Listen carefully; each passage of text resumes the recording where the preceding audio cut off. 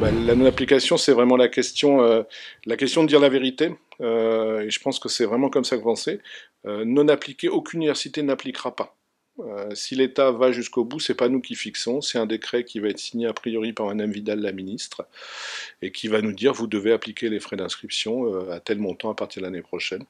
On va malheureusement être obligé d'appliquer. Et comme je vous l'ai dit tout à l'heure, on imagine qu'on va perdre 20, 30, 40%, je ne sais pas aujourd'hui quel pourcentage, de nos étudiants non européens, donc africains, mais d'Amérique latine, d'Asie aussi, tous les citoyens extérieurs de l'Union européenne.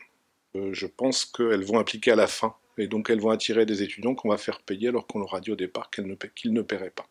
C'est une des craintes des collègues. Il y a une pétition en interne, là, il y a 600 collègues qui ont signé une pétition contre cette hausse des frais d'inscription et on comprend très bien leur point de vue.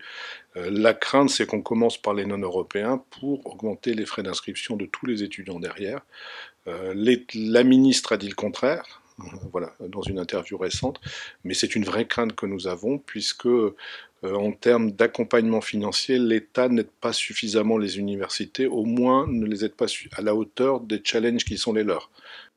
Il y a une hypothèse que prennent beaucoup de collègues, et je comprends leur inquiétude, c'est de dire que tous les étudiants du Sud, notamment d'Afrique subsaharienne et du Maghreb, sont pauvres.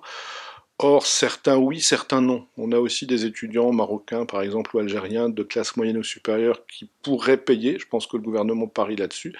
Mais on a aussi des étudiants marocains, algériens et surtout d'Afrique subsaharienne, qui eux auront beaucoup de mal à payer parce que leur niveau de vie ne leur permettra pas. Donc c'est pour ça qu'on est très inquiet. On va perdre des étudiants qui sont des bons étudiants, qui sont nos étudiants comme les étudiants lillois, français. C'est nos étudiants à part entière. C'est l'État qui fixe. Dans les discussions avec le ministère, mais on attend le décret, nous aurions la possibilité d'exonérer une partie des étudiants.